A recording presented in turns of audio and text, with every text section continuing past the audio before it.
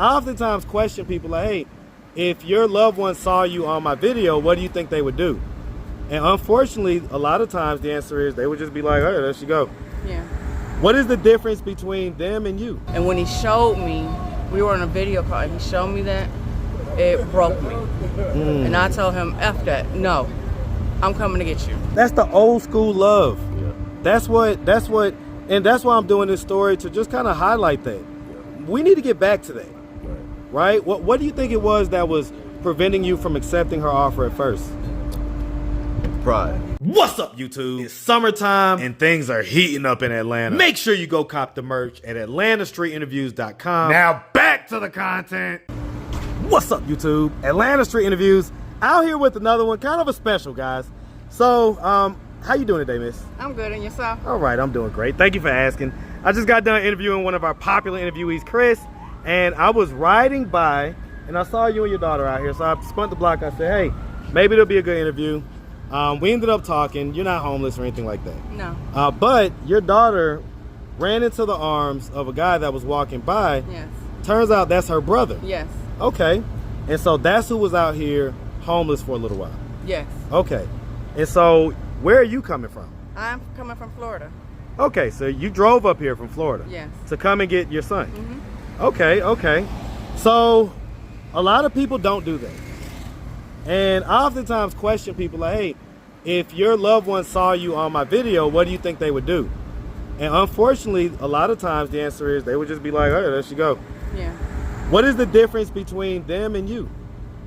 Well, I'm a person, I care about what's going on, especially with my family.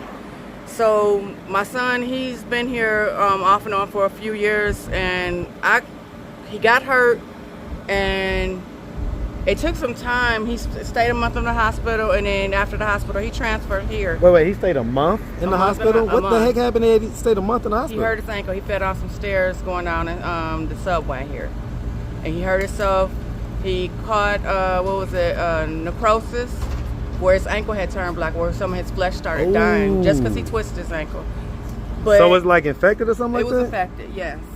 It was infected. And it caused him to get sepsis.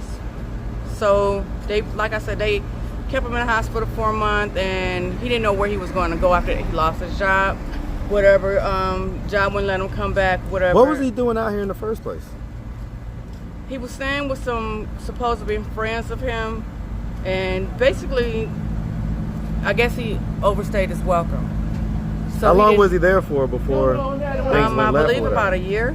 Okay. Year and a half, something like that. Do you know if he was like paying rent or anything like that? Yes, he was. Okay, so he's paying them rent or whatever, but things that got to be too much. Was these like male friends or female friends? Both. Okay. Both, yeah. Okay. So he was staying with them, and then things went left. Where did he go after that? Here and there. He was just bouncing around. around. Okay, so couch to couch.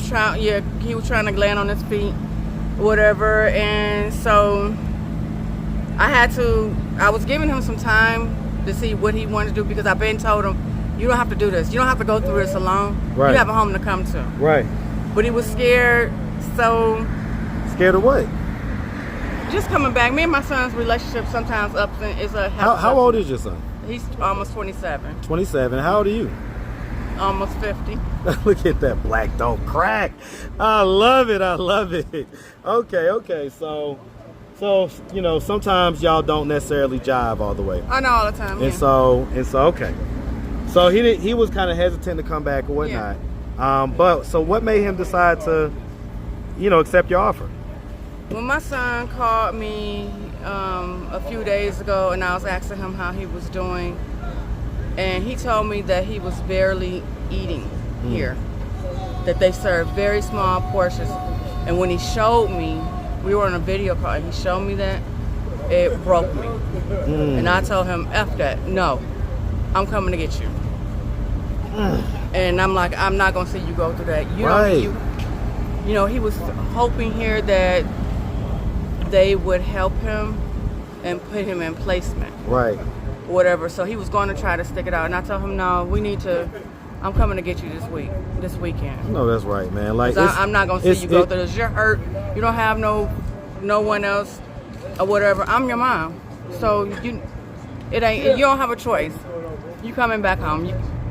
It's only right. That's the type of love I'm used to. You know what I'm saying? Because the truth is that a lot of people make the argument, oh, he's got to grind it out, do it on his own, this and that and the third. But I believe it's so much easier to get that stable foundation when you have a stable foundation. Yeah, and it's been really hard with both of us being stable. It took me years. I was homeless a few times. Is that right? Going back from shelter to shelter, bouncing for people's couches, whatever. I had to do some strange things for a piece of change. Wow. So you've been through it yourself. To keep a roof over my kids, yeah. And it was hell. So recently, I am just 3 years ago, my daughter, my middle child, she had a baby. I was all the way in California living with my god sister. She had a baby and I immediately hopped up. I was like, I got to go. Right. I don't want my kids to be without me. I want to grow up, my grandson not to know who I am. Yeah. So I immediately came here.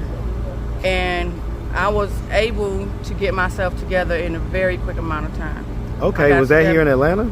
Or was that's in Florida? That was in Florida. Okay. Yeah. I used to live here in Atlanta as well. I did live here back in 2019. And I ended up, hi honey, I ended up pretty much homeless again. Atlanta's tough. And I didn't have no car, I didn't have nobody to turn to. I had my little girl and she was very young. I was barely working. It was just a real struggle, a real struggle. And I hated it here at first. I did. Stayed here for 4 years and then went to California and then I went back to Florida. Okay. And so I'm here to just, like I said, take my son home, get him out of this environment. Wow. I don't want to see him like this. Yeah, listen, I tell everybody, man, it's tough out here, especially these days, even more so than ever.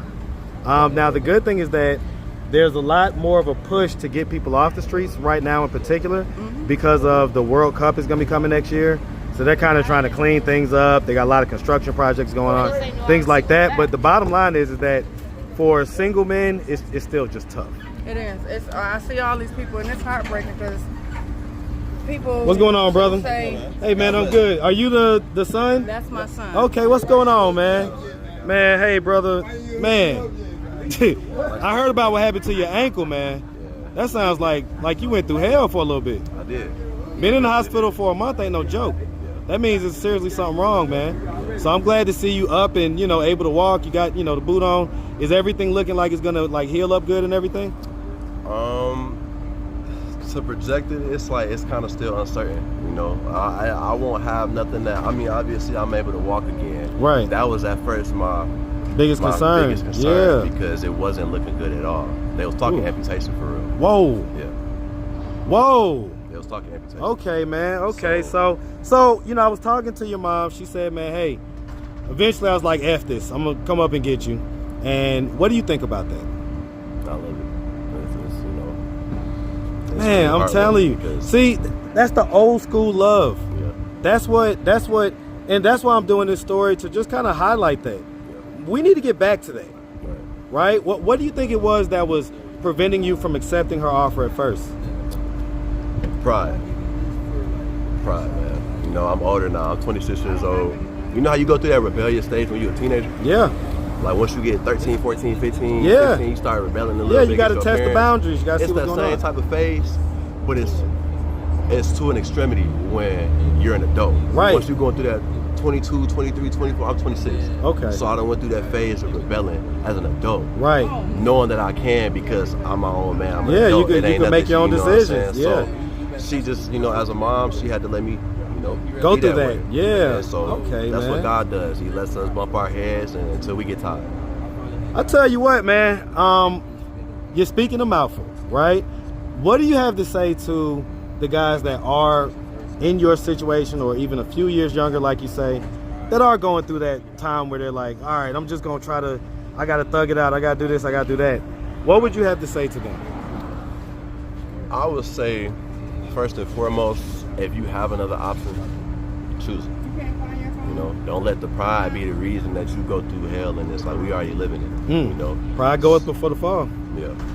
So the biggest aspect of being a man is understanding that you're never bigger than the program. It's a program being the man upstairs. You're never bigger than that. Yep.